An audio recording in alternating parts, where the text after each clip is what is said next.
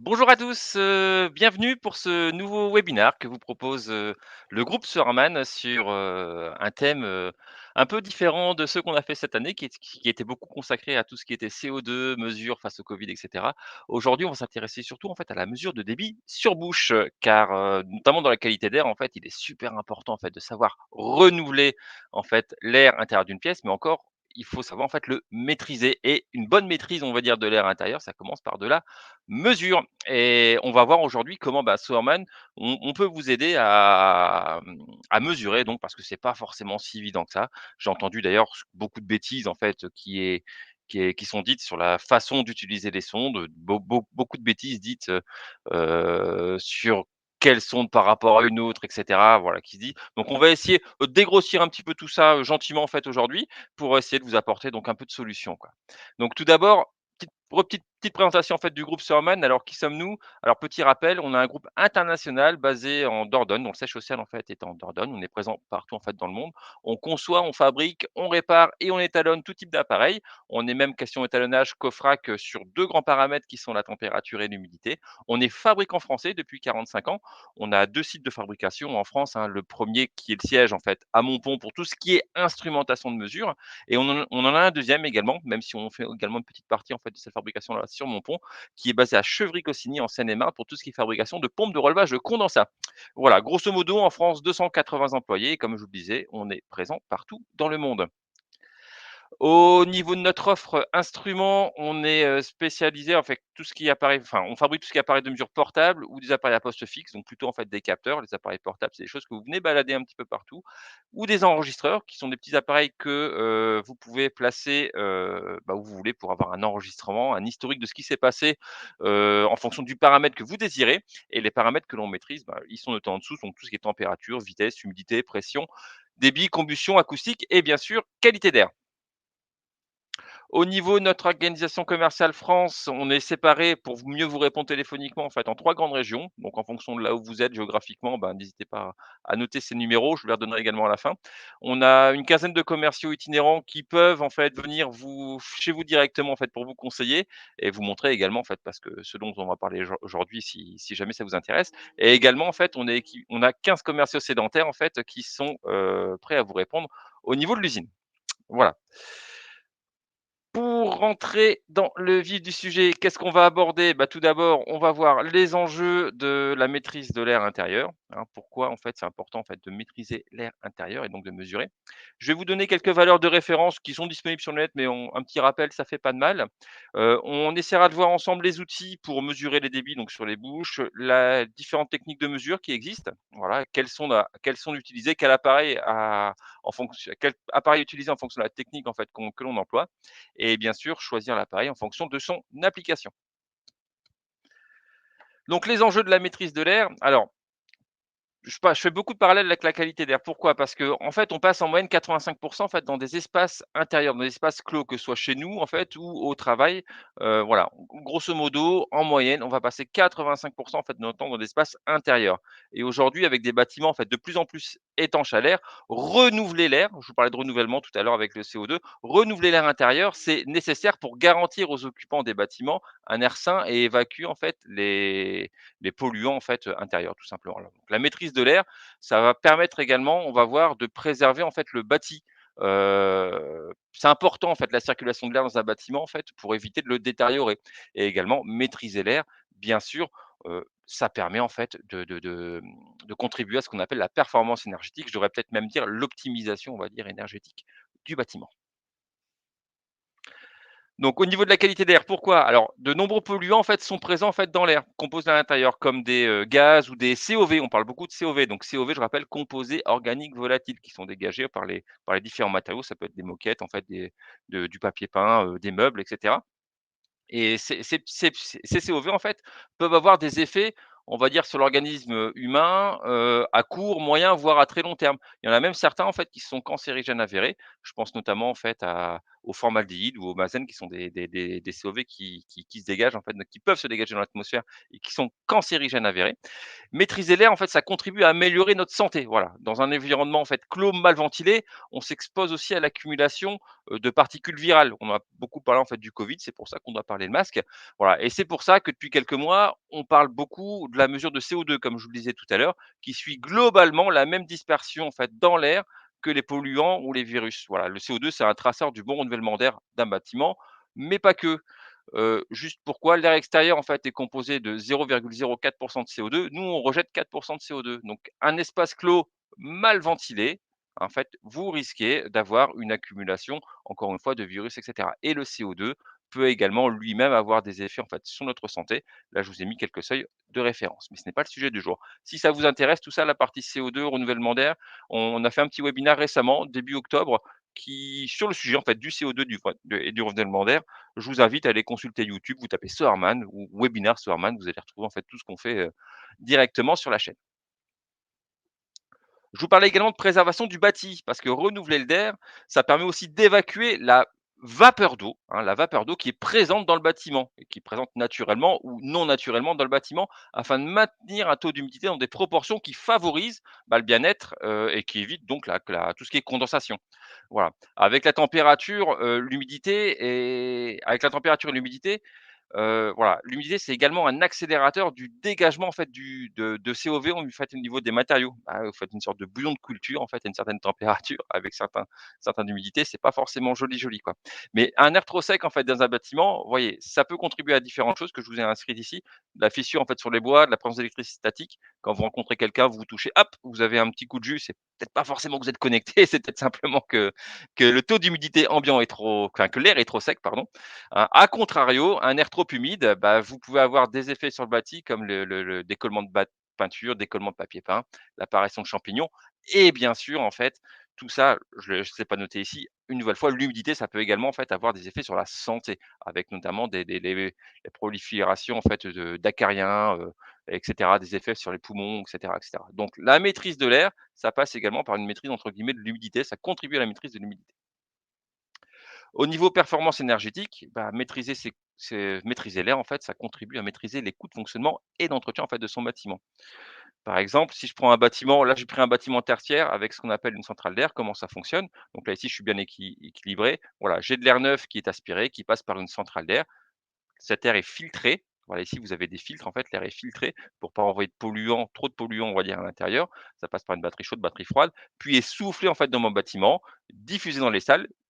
Cet air est ensuite repris pour être soit rejeté, soit recyclé. Si jamais en fait je fais fonctionner mes ventilateurs un petit peu trop fort, qu'est-ce qui va se passer? C'est qu'ici en fait je vais recracher dans mon bâtiment, une quantité d'air beaucoup trop importante. Ce qui va me faire surconsommer de manière électrique en fait mon installation. Ça va me faire renouveler, remplacer en fait mes filtres un petit peu prématurément parce que forcément je vais les surconsommer. J'aurai un vieillissement prématuré de l'installation et peut-être aussi des risques d'inconfort, notamment au niveau du bruit. Au niveau du bruit. A contrario, voilà, si je prends en fait un petit schéma avec un débit d'air qui est trop faible, là par contre, oui, on risque en fait d'avoir une petite accumulation en fait des particules COV ou des virus en fait dans le bâtiment, au niveau des zones en fait qui sont mal ventilées. Donc les schémas sont exagérés un petit peu exprès pour la compréhension de tous. Voilà.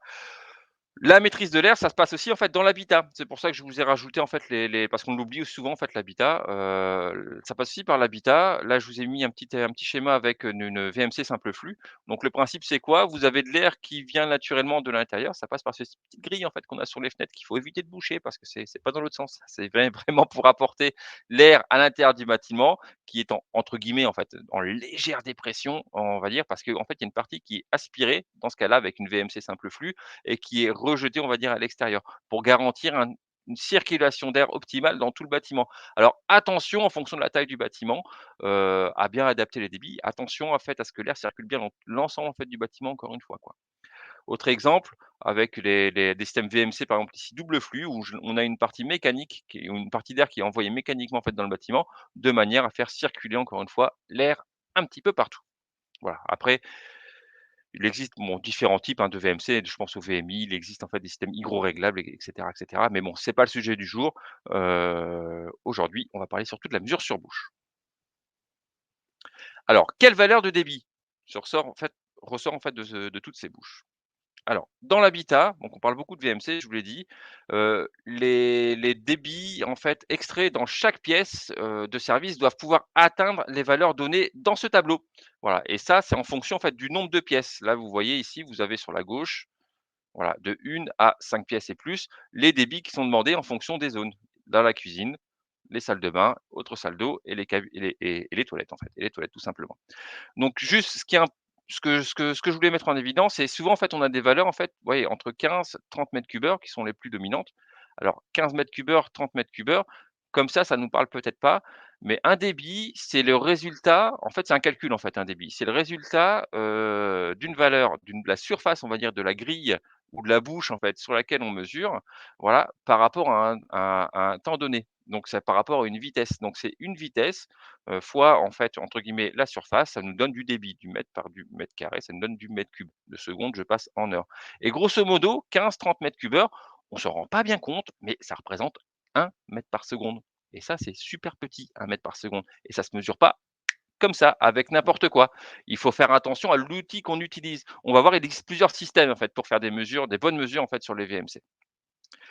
Dans les bureaux, d'autres valeurs cibles. Alors les valeurs de débit, là par contre, dans les bureaux, c'est donné directement par le règlement sanitaire départemental, par rapport aux usagers ou par rapport en fait, au code du travail qui détermine en fait les débits minimums, on va dire, en fonction des zones et des lieux de travail. Donc pour aller très, très vite, pour que ce soit clair, si je prends la salle de réunion, par exemple, vous voyez code du travail par salarié, j'ai 30 mètres cubes. C'est-à-dire que si je fais une mesure de débit dans ma salle de réunion et je vois que j'ai 300 mètres cubes de disponibles, ça veut dire que cette salle de réunion est capable d'accueillir 10 personnes parce que 10 fois 30, ça fait 300. Voilà, et donc ça, c'est valable pour toutes les salles que vous voyez en fait affichées dans ce tableau. On a d'autres valeurs pour l'enseignement. Voilà, on trouve du 25-30 mètres cubes en fonction des salles de cours ou des foyers au niveau du code du travail et également d'autres valeurs pour tout ce qui est magasin et grande surface. Voilà. Si jamais ça vous intéresse, vous m'envoyez un petit mail, vous avez mes coordonnées en fait qui s'afficheront à la fin. N'hésitez pas à m'envoyer un petit mail, je vous ça ferait c'est avec grand plaisir, je vous envoie les tableaux. Mais sachez que vous pouvez retrouver ces valeurs aussi sur internet. Je vous ai pas précisé tout à l'heure, si vous avez des questions, n'hésitez pas à les poser à droite de votre écran. J'y répondrai à la fin de ce webinaire. Alors tout ça, tous ces débits en fait et ben, ils sont soufflés ou l'air en fait est aspiré en fait de nos bâtiments avec plein de systèmes différents. Donc il y a une grande variété de bouches en fait sur le système, que ce soit des petites grilles d'aération comme je vous disais, en passant par des grilles de soufflage ou d'aspiration. Également, on va retrouver des diffuseurs, alors qui diffusent l'air en fait. Alors c'est super, hein, pour qu'on ait un confort, thermique et un confort en fait au sein d'une pièce, donc de manière un petit peu différente et en fonction de tout ça, bah, ça rend pas facile en fait notre tâche à nous fabricants en fait d'appareils de mesure, pour fabriquer les appareils de mesure qui sont capables de mesurer tout ça et en fonction en fait du type de bouche que vous avez, bah, on peut pas utiliser n'importe quoi non plus parce que l'air en fait n'est pas envoyé ou n'est pas aspiré en fait de la même façon en fait en fonction de la bouche que l'on a. Par exemple, voilà, les profils de flux sont assez différents. Par exemple, ici, si je prends une grille, en fait, tout simple en soufflage, bah, ça souffle tout droit. Donc il y en a un peu qui se dispersent, en fait, un petit peu, à quelques centimètres, on va dire, de la grille. En aspiration, bah, le flux, en fait, est aspiré aussi bien sur les côtés que, au centre. Par contre, vous voyez, les diffuseurs, en fonction de ce que l'on a comme diffuseur, voilà, on a des jets qui ne sont pas tout à fait pareils. Donc où est-ce que je mets ma sonde? On verra les sondes, en fait, juste après. C'est un peu compliqué à déterminer. Pareil, quand j'ai un flux qui tourne, ici, voilà, comme un diffuseur hélicoïdal, c'est pas forcément évident. Autre exemple, la petite photo, ça représente un plafond soufflant. Encore une fois, le plafond soufflant avec la filtration et cetera, c'est pas le sujet du jour, mais néanmoins, on peut assimiler en fait un plafond soufflant en fait une très grande grille et on va voir que parfois dans certains cas, au niveau du désenfumage, je pense notamment et cetera, on peut avoir des grilles assez importantes, mais il faut malgré tout en fait mesurer, l'air qui passe en fait là-dedans et donc c'est le débit qui passe là-dedans. Alors au niveau des outils, répandus pour, faire de la mesure aux bouches, on va retrouver différentes choses. On va retrouver tout d'abord ce qui s'appelle des anémomètres. Donc anémomètres à hélice ou à fil chaud. Voilà, donc ce sont tous les 2 des anémomètres avec des caractéristiques qui sont bien différentes l'une de l'autre. On va retrouver des systèmes de cônes, donc soit en fait avec ce qu'on appelle des ballomètres qui sont des gros cônes en fait assez grands, soit des petits cônes en fait, plus classiques qui s'adaptent sur les anémomètres, hélice ou fil chaud. Après lequel utiliser avec quel cône et pourquoi, on essaiera d'y répondre aussi tout à l'heure.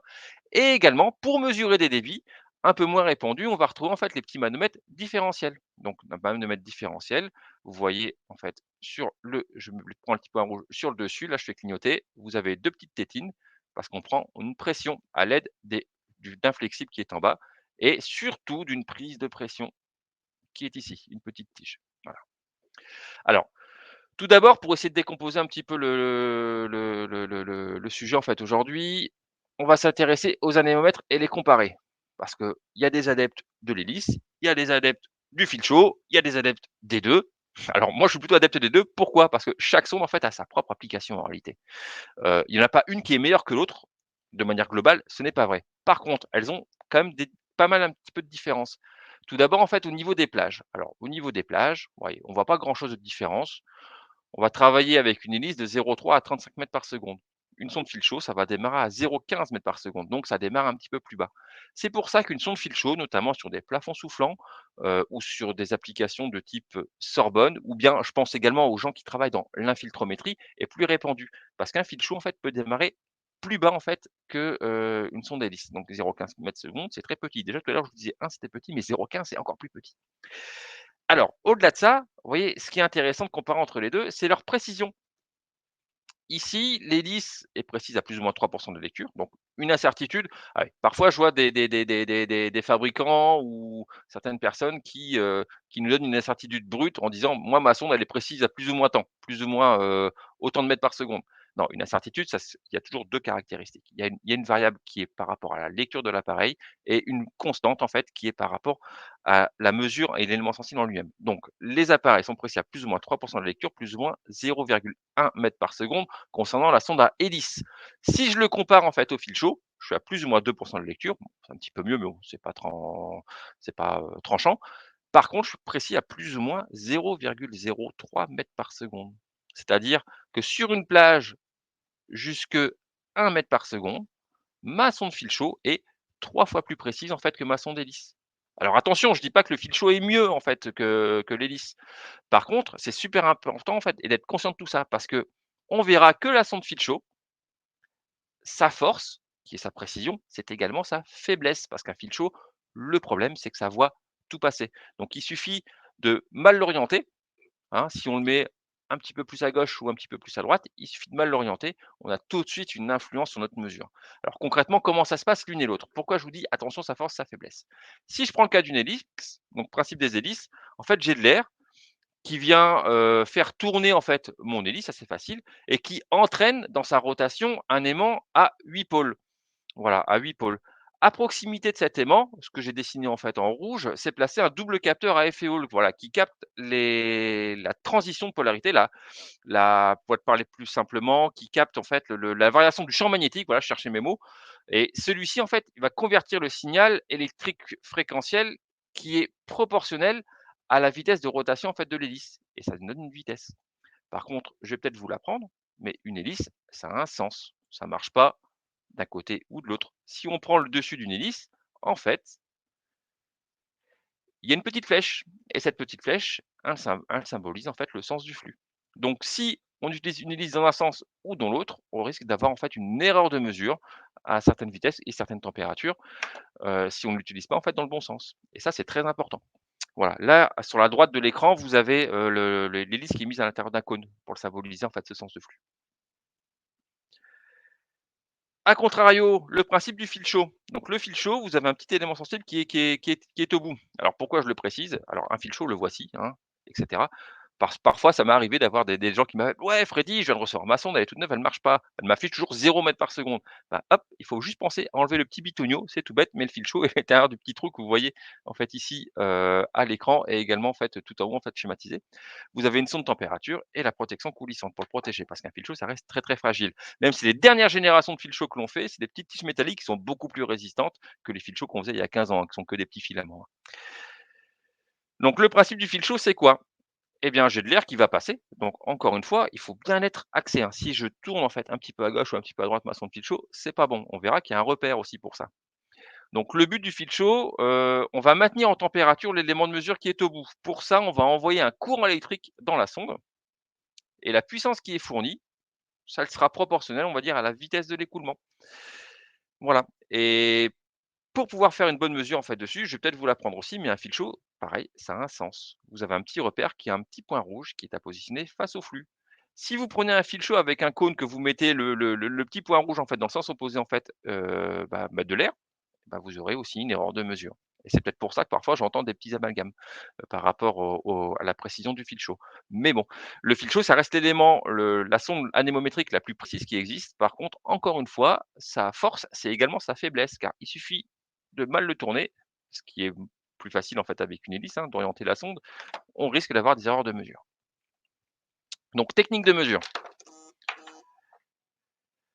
Au niveau de la mesure sur une grille, alors je prends une grille classique, en fait, une grille qui est plate. Au niveau de la mesure qui est sur une grille, où est-ce que je positionne une sonde? Est-ce que je dois la mettre au milieu? Est-ce que je dois la mettre sur le côté? Est-ce que je dois la mettre de l'autre côté? Bah, en fait, c'est pas aussi simple que ça, en fait, faire une mesure sur une grille. On a besoin de mesurer sur l'intégralité de la surface. Voilà, l'air est feignant, il se peut que le volume d'air ne soit pas réparti sur l'intégralité, on va dire, de la grille. Voilà, je rappelle qu'un débit, c'est un calcul qui est fait à partir d'une vitesse et d'une surface. Voilà, il faut donc mesurer sur l'ensemble de cette surface. Alors pour ça, il existe différentes techniques. Tout d'abord, la technique du balayage. On va utiliser, alors dans nos appareils, on appelle ça la fonction moyenne automatique. En quoi ça consiste? Eh bien, tout d'abord, on positionne la sonde dans un angle, puis on va faire ce qui s'appelle un balayage. Tout d'abord vertical, donc en fonction qu'on est en vertical ou horizontal. Tout d'abord vertical, puis horizontal, pour aller prendre, on va dire, l'intégralité en fait de la surface en fait de la grille. Une fois le balayage terminé, on appuie sur une petite touche, on aura automatiquement le calcul de la moyenne. Par contre, attention, parce que j'ai déjà vu faire aussi, hein, voilà, ne pas utiliser l'anémomètre à fil chaud pour du balayage. Encore une fois, je prends mon fil chaud, si je le déplace, j'ai une influence en fait sur l'élément de mesure et c'est pas bon. Et c'est pour ça qu'avec le fil chaud, ça ne marchera pas. Le balayage, ça ne se fait qu'à l'hélice. Autre technique, la technique en fait, ce qu'on appelle du zonage. C'est-à-dire je prends cette même grille, mais là je vais dire je vais pas faire un balayage pour X raisons, parce que j'ai un flux d'air en fait assez faible, assez droit et cetera. Je décide en fait que je fais pas de balayage ou bien je suis équipé d'une sonde fil chaud. Donc là je peux utiliser cette technique-là avec le fil chaud, avec ce qu'ils appellent une moyenne point par point. La technique consiste en quoi? Et ben je vais découper en fait ma grille en un certain nombre de zones, voilà.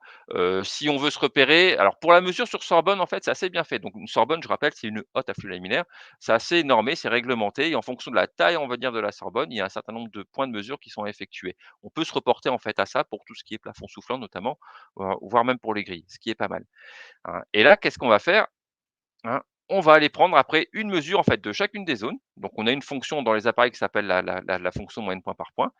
Et à la fin de ma campagne, eh ben, mon appareil va faire la moyenne, en fait, de toutes ces zones. Voilà, et j'aurai cartographié et on peut utiliser, en fait, cette technique-là, avec le fil chaud. Alors petite astuce, je prends une grille ou un plafond soufflant, on peut imaginer ce qu'on veut, que je découpe, là ici je l'ai découpé en 9. Si j'utilise un fil chaud, où est-ce que je le mets? Autant le balayage, en fait, je vais venir coller, on va dire, mon hélice au niveau de ma grille, voilà. Autant ici, si je prends un fil chaud pour faire une mesure en zonage, je le mets où mon fil chaud? D'autant plus que c'est pas forcément évident d'aller avec son escabeau et cetera. Donc il existe des accessoires, voilà, qui vont permettre, des accessoires coudés comme celui-ci, d'aller atteindre justement, en fait, des zones en hauteur avec des petites rallonges. Mais surtout, ce qui peut être sympa, parce que quand vous êtes très, très haut, bah, on a tendance, bah, à trembler un petit peu, à bouger et cetera et encore une fois, le fil chaud, je vous ai dit que c'était ultra sensible.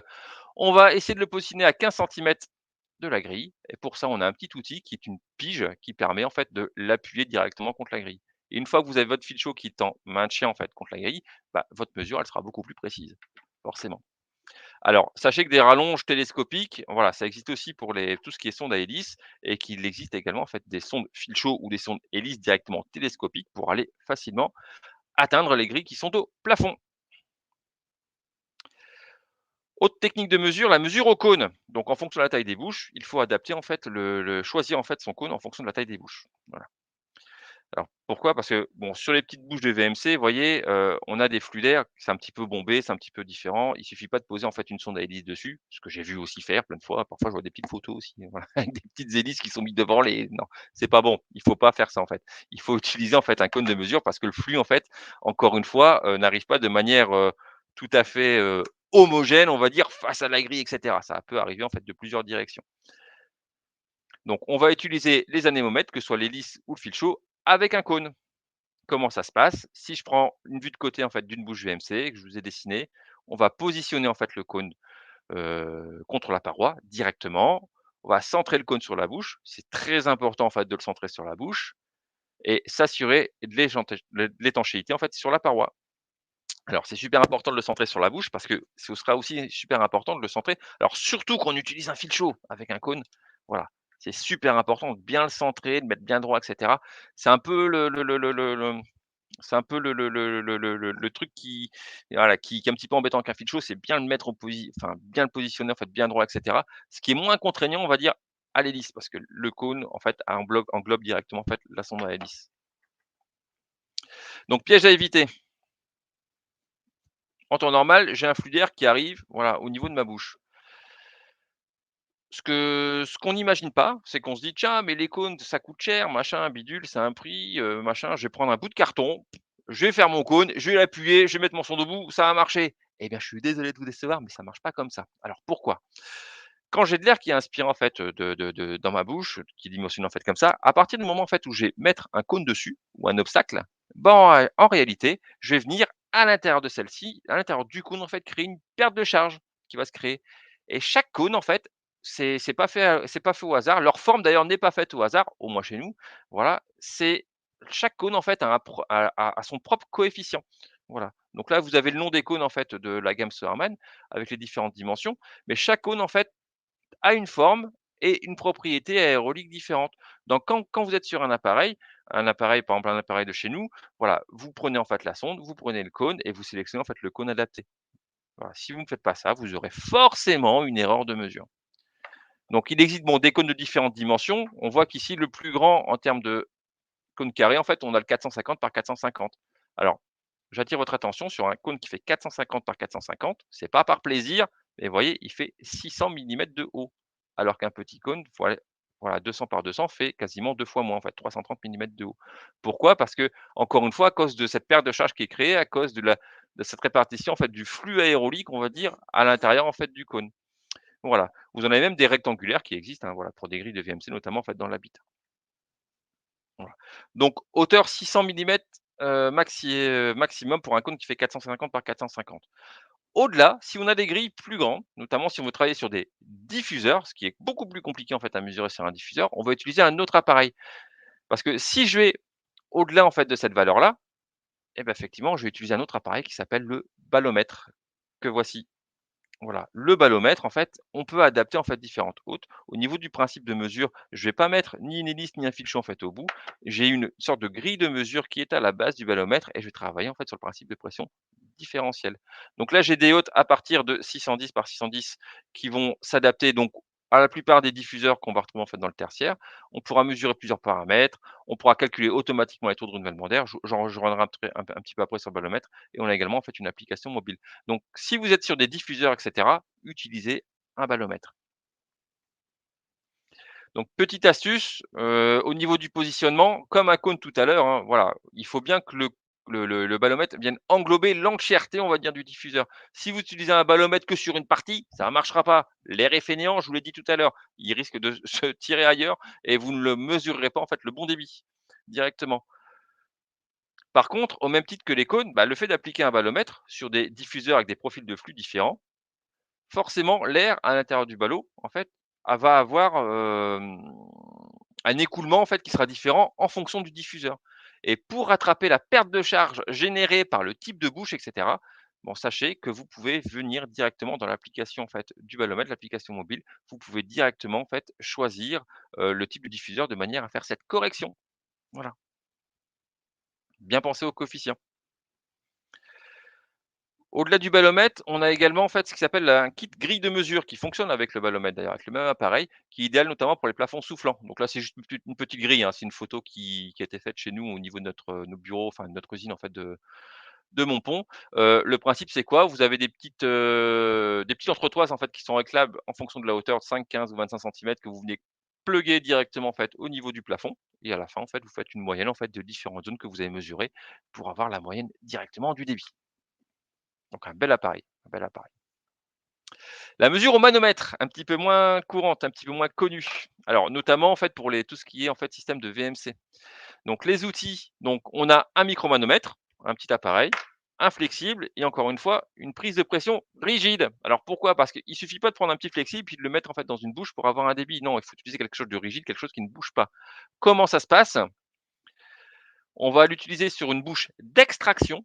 hein, et on va réaliser en fait ce qui s'appelle en fait en réalité une mesure de pression statique à l'intérieur de cette bouche. Voilà, donc on est opposé au flux d'air, hein, on a un petit trou qui sera opposé au flux d'air, on va prendre une pression statique. Donc on insère la prise de pression, directement dans la bouche, on lit la valeur sur l'appareil et après on peut se reporter directement en fait à la courbe de débit en fait que fournit en général, qui est fournie en général dans la fiche technique en fait du fabricant des bouches. Voilà, et on aura directement le débit en se reportant en fait dessus. Sachant que sur certains appareils, on est également capable de rentrer le coefficient de débit en fait des différentes bouches que vous avez directement. Mais bon. Donc piège à éviter, ça c'est super important parce que c'est un petit peu pareil que pour les fils chauds et puis pour les lisses, c'est on n'y pense pas forcément, mais bien vérifier la précision, s'il vous plaît, du manomètre. Si là, je prends deux appareils de chez nous, hein, pour les comparer. Vous voyez le MP111 qui est ici, qui est un très, très bon appareil, hein, dédié pour de la ventilation, la filtration, on va dire industrielle et cetera. Il est pas très cher, hein, et au niveau de sa précision, par contre, en fait, il a plus ou moins 0,5 de la lecture, plus ou moins 20 pascal. Alors, si vous connaissez un petit peu les courbes en fait des bouches de VMC, en général, ouais, on va démarrer quoi, à 40-50 pascal, 100 pascal jusque 180, 200 je crois pour certaines et cetera. Mais bref, quand vous faites une mesure, je vais prendre 100 pascal. Si vous avez un capteur qui est précis à plus ou moins 20, vous risquez d'avoir un problème parce que vous ne savez pas si vous êtes à 80 ou à 120 en réalité. Donc c'est super important de prendre un appareil qui est précis. A contrario, un MP110 qui a une plage de mesure qui est plus faible, vous voyez, il va jusque 1000 pascal alors que l'autre allait jusque 10 000, bah, lui a une précision de plus ou moins 2 pascal. C'est-à-dire que là, vous pouvez y aller les yeux fermés, vous aurez un appareil qui est très précis pour faire votre mesure de débit, sur une bouche de VMC avec un manomètre. Au niveau du choix de l'appareil, si je vous fais un petit récapitulatif en fait de tout ce qui est sonde anémométrique seule, voilà, hélice ou fil chaud, donc à utiliser sur des grilles plates avec des flux unidirectionnels, donc des flux qui vont dans un seul sens. On peut utiliser le balayage avec une hélice, on évite en fait le fil chaud en balayage. Par contre, on peut utiliser une méthode de zonage sur différents points qui peuvent être très sympas. Je rappelle que le fil chaud est plus précis que l'hélice, par contre, il est beaucoup plus sensible et son inconvénient, c'est qu'il voit tout passer. Au niveau des sondes anémométriques, on peut également en fait les coupler à des cônes, encore une fois, pour tout ce qui est application sur des bouches VMC, sur des grilles plates, 450 par 450 maxi, parce qu'après on est obligé de passer sur un ballomètre, sinon on aura un cône qui est rigide mais qui serait beaucoup trop grand, qui ferait 1 mètre de long, c'est pas faisable. Et également sur les petits diffuseurs. Tout ce qui est manomètre différentiel, donc application sur les bouches VMC, sur tout ce qui est bouche d'extraction en fait de VMC. Là, on aurait dû mettre la prise de pression un petit peu plus au centre pour la photo. Et la mesure au ballomètre qui est prévue pour tout type de grille ou diffuseur, plafond soufflant et calcul même du taux de renouvellement d'air. Voilà. D'ailleurs, au niveau du ballomètre, voilà, petite présentation qui est plutôt sympa, que vous avez ici, où on prend chez nous directement un ballomètre pour faire des mesures de débit, équilibrer le réseau et également calculer les taux de renouvellement d'air. Donc un taux de renouvellement d'air, comment ça se passe? En réalité, vous avez un volume d'air disponible en fait dans une salle. Avec le ballomètre, vous allez pouvoir mesurer sur chacune en fait des bouches et à la fin, il va directement vous calculer le TRA ou l'ACR en fait en anglais, voilà, le taux de renouvellement d'air. Voilà. Au niveau des caractéristiques du ballot, donc comme je vous le disais, en fait, il fera tout ce qui est température, humidité, pression atmosphérique, et bien sûr, en fait, le débit. Voilà, assez compact, dans sa conception. Vous avez un cadeau qui est super léger et qui est breveté d'ailleurs, en fait, directement. Vous pouvez, le plier assez facilement et le transporter facilement. Pour ceux qui ont connu les anciens ballomètres, c'est vrai qu'on avait des grosses, grosses valises à mettre sur le dos. Voilà, il peut fonctionner avec le tube de pitot ou la grille de mesure, en fait, qu'on a vu, en fait, juste avant. Et vous avez des de différentes dimensions, voilà, qui s'affichent ici. Donc de la rectangulaire jusqu'à la plus grande en 1020 par 1020, voire une rectangulaire en 720 par 1320. Et pour vous faciliter un petit peu la vie, on peut également l'utiliser sur un petit trépied télescopique qui est sur roulette, donc on peut déplacer facilement dans un bâtiment. Au niveau du dispositif, le principe c'est quoi? Vous avez le petit module qui se retrouve sur le ballomètre et qui communique avec un smartphone ou une tablette directement sur lequel vous voyez toutes les valeurs. Voilà.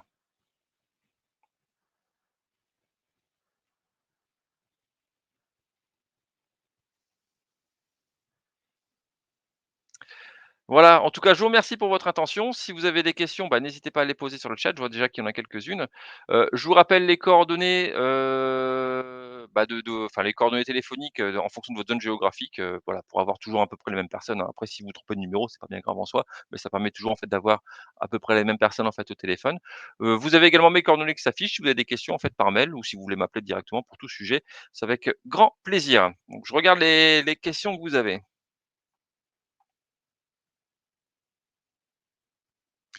Alors, il y a Florian qui me pose tout d'abord une question, pourquoi à partir de la pression, on ne prend pas le débit en extraction? Alors si, à partir de la pression, le débit, c'est le débit en fait en extraction qu'on va prendre. Par contre, c'est vrai qu'on va éviter le soufflage. Alors pourquoi?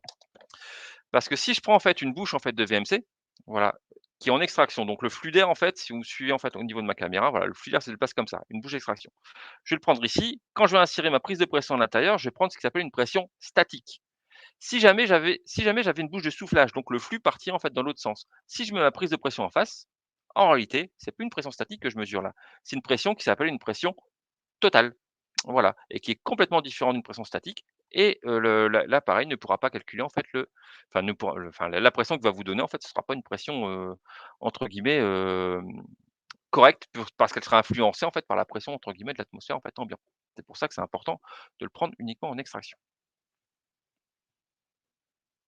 Alors Florent, je vois que vous avez, posé une autre question également. Que différencie en fait une grille d'un diffuseur? Alors ce que j'appelle une grille, alors souvent une grille, on l'a vu un peu tout à l'heure, c'est notamment en fait au niveau du flux. Sur ce que j'appelle une grille, c'est moi qui qualifie en fait ça en fait d'une grille, vous avez un flux qui est dit unidirectionnel, donc avec un jet qui est, vraiment entre guillemets «droit», hein, voilà, un jet qui est droit. Sur un diffuseur, on va diffuser en fait dans de multiples directions. Voilà, c'est ce qui va différencier en fait les 2.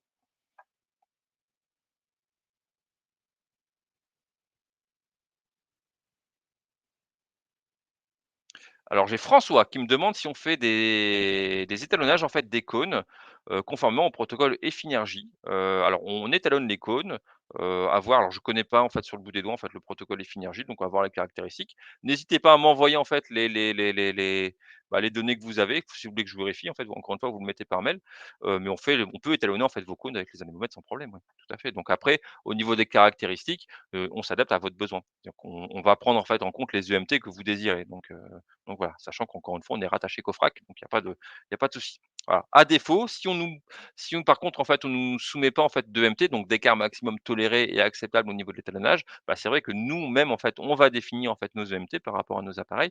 Par contre, si vous avez des EMT ou précis ou un protocole précis à nous soumettre, pas de souci, en fait, on peut regarder, en fait, tout ça, ouais. Alors Florian, est-ce qu'il y a une différence entre la mesure, sur cône à fil chaud ou à hélice? Alors non, le résultat sera le même, mais si bien utilisé. Alors attention une nouvelle fois, le fil chaud, c'est la sonde la plus précise qui existe. Par contre, son inconvénient, c'est qu'elle voit tout passer. L'hélice a une inertie un petit peu plus grande, donc elle est moins soumise en fait aux variations. Le résultat est censé être le même. Alors je dis bien censé parce que c'est vrai que dans certains cas de figure, quand on a notamment des débits qui sont très importants, qu'on applique un cône, la perte de charge qui va être engendrée, donc la turbulence qui va être engendrée vraiment à l'intérieur, risque de perturber l'élément sensible en fait fil chaud qui est très, très, très précis. Alors que l'hélice avec son inertie, vous aurez une valeur en fait qui est un petit peu plus stable. Voilà, donc voilà. Mais sinon, en fait, le résultat en fait est censé être le même entre une hélice et un fil chaud. Et bien sûr, à condition que vous adaptez bien le cône en fonction en fait de la taille de votre gaine.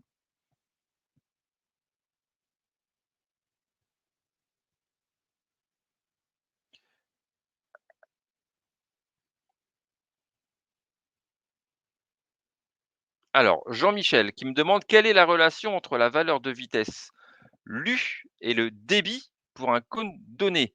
Alors, le cône a un coefficient, hein, qui lui est propre en fonction de sa forme directement et de la perte de charge qu'il génère, on va dire, dans sa plage de mesure, en fait, avec dû à son application, on va dire, sur la bouche. On l'a vu tout à l'heure. Et ben, ce coefficient, en fait, bah, varie, en fait, d'un cône à l'autre. Donc c'est vrai que quand je prends un appareil, alors je vais prendre un appareil de chez nous, hein, m'en voulez pas, je prends un appareil de chez nous. Quand vous allez faire, sélectionner, en fait, un cône directement à l'intérieur, tout à l'heure, vous aviez les cônes directement, en sur la diapo, vous verrez marqué dans l'appareil K25, K35, K75. En fait, vous sélectionnez, en fait, le cône adapté pour avoir, en fait, la bonne valeur, en fait, de débit. voilà, directement et sinon, bah, après on peut vous donner en fait des coefficients au niveau des cônes, mais si vous l'utilisez en fait avec des sondes en fait qui ne sont pas forcément de chez nous, il y a peut-être en fait d'autres paramètres qui rentrent en compte. Je pense notamment à la configuration de l'hélice. Vous voyez notre hélice en fait, c'est une hélice en alu avec 3 branches en fait qui la maintiennent au dos. Bah, l'air en fait va pas passer de la même façon dans une sonde entre guillemets «Kimo Soermann» que sur une sonde en fait d'une autre marque ou une sonde en ABS classique. Pareil, l'hélice va entièrement en fait, rentrer en fait dans le cône et donc vous aurez vraiment un coefficient qui sera calculé par rapport à la sonde de chez nous par rapport à une autre sonde. C'est pareil que pour les au niveau des fils chauds, voilà, les fils chauds en fait d'autres fabricants, d'autres marques n'ont pas forcément les mêmes profils, les mêmes caractéristiques et cetera et donc vous risquez en fait d'avoir une petite erreur qui se crée. Mais les coefficients sont disponibles bien évidemment. Mais dans nos appareils, ils sont directement rentrés.